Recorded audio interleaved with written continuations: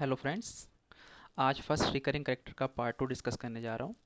Part 1 में हमने देखा था कि फर्स्ट रिकरिंग कैरेक्टर क्या होता है, कैसे निकालते हैं, इसकी दो अप्रोच हमने निकाली थी और इसका एग्जांपल मैंने अच्छे से समझाया था और शायद वो समझ में आया होगा आपके।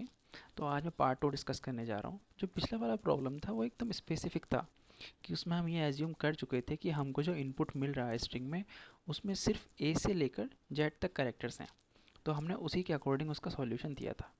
लेकिन सपोज़ कीजिए अगर हमारा क्वेश्चन थोड़ा मॉडिफाई कर दिया जाए कि इसके अंदर, इस स्ट्रिंग के अंदर स्पेशल कैरेक्टर्स भी प्रेजेंट हैं।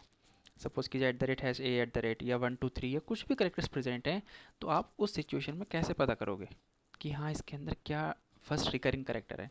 तो उस चीज़ के लिए सपोज़ कीजिए ये वाला एक स्ट्रिंग दिया हुआ है at the rate hash A at the rate. तो इस कंडीशन में एट द रेट पहली बार आया, हैश टैग पहली बार आया और ए पहली बार आया, एट द रेट दूसरी बार आ गया। इसका मतलब एट द रेट मेरा आंसर होगा। दूसरे एग्जाम्पल में क्या है भाई, 1 पहली बार, 2 पहली बार, 3 पहली बार, ए पहली बार, स्मॉल ए पहली बार, फिर ए 1। इसका मतलब 1 रिपीट हुआ, 1 आंसर हो गया। अगर ये आपको डाउट है कि ए और ए भी तो रिपीट हुआ, बट नहीं, कंप्यूटर में जो है ना, सॉरी, जो ए और इस कैपिटल ए और स्मॉल ए की जो एस की वैल्यू है दोनों की डिफरेंट है। तो दोनों के दोनों अलग हैं, दोनों डिफरेंट है, सेम नहीं है, ठीक है। तो अब हम क्या करते हैं, पिछला वाला एक एग्जाम्पल लेते हैं, उसको देखते हैं कि किस तरीके से सॉल्व कर सकते हैं।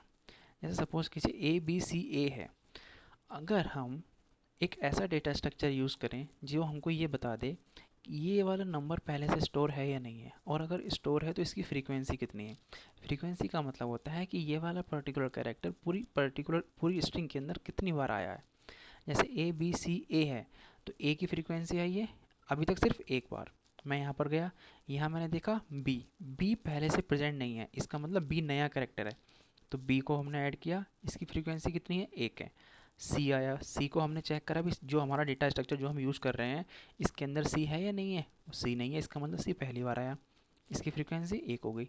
ए, ए को हमने चेक करा कि ए पहले से प्रेजेंट है, हाँ ए पहले से प्रेजेंट है, तो उसकी फ्रीक्वेंसी को हमने जो पहले थी उसको एक वैल्यू से बढ़ा दिया, तो इसकी फ्रीक्वेंसी होगी दो। अब स्ट्रिंग खत्म।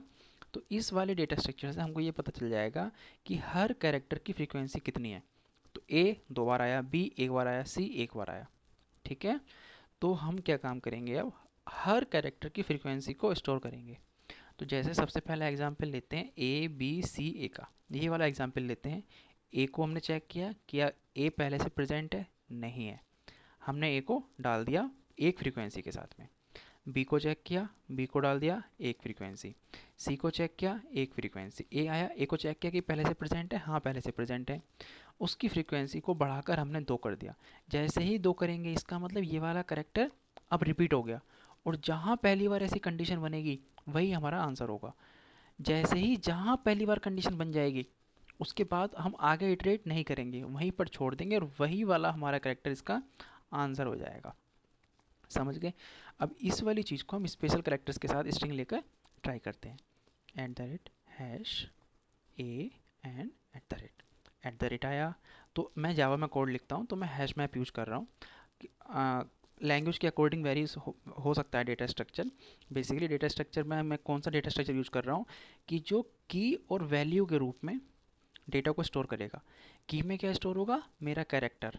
वैल्यू में क्या स्टोर होगा, उसकी फ्रीक्वेंसी की वो कितनी बार रिपीट हुआ है पूरी स्ट्रिंग के अंदर, ठीक है। तो एट द रेट आया भाई, हाँ पूरे मैप में अभी तक एट द रेट नहीं है, तो मुझे एट द रेट डालना है पहली फ्रीक्वेंसी के साथ क्योंकि इसकी फ्रीक्वेंसी एक है। हैश आया, इसकी फ्रीक्वेंसी एक है, डाल दिया। अब फिर से कैपिटल ए आया, भाई हाँ ये भी प्रेजेंट नहीं है, इसकी फ्रीक्वेंसी भी मैंने एक करके डाल दिया। अब जब फिर से दोबारा एट द रेट ए आया, मैंने चेक करा कि भाई हाँ ये प्रेजेंट है, बोले हाँ प्रेजेंट है भाई। तो अब जब हम गए हमने चेक करा कि हाँ ये प्रेजेंट है, इसका मतलब ये ही वो करेक्टर है जो हमको रिटर्न करना है। इसकी वैल्यू तो टू हो जाएगी फ्रीक्वेंसी में, बट हमको ये वाला रिटर्न करना है, तो ये हो जाएगा हमारा आंसर। तो बेसिकली मैं ये कहना चाह रहा था, ये एक बहुत जनरल सॉल्यूशन है जिस चीज़ को आप कहीं भी यूज़ कर सकते हैं। चाहे उस नंबर में स्पेशल करेक्टर्स दिए हुए हैं, सिर्फ अल्फ़ाबेटिकल करेक्टर्स दिए हुए हैं, नंबर्स दिए हुए हैं, कुछ भी दिया हुआ है, हमको सिर्फ क्या करना है, एक हैश टेबल बनानी है या हैश मैप बनाना है जो ये स्टोर करेगा कि की और वैल्यू के रूप में डेटा को स्टोर करेगा। और जहाँ जिस वैल्यू की वैल्यू ग्रेटर देन वन होती है, मतलब वो वैल्यू वो करेक्टर पहले से प्रेजेंट है, बस वही वाला करेक्टर हमारा आंसर हो जाएगा। समझ गए। तो इसका मैं जावा कोड डिस्क्रिप्शन में डाल दूंगा।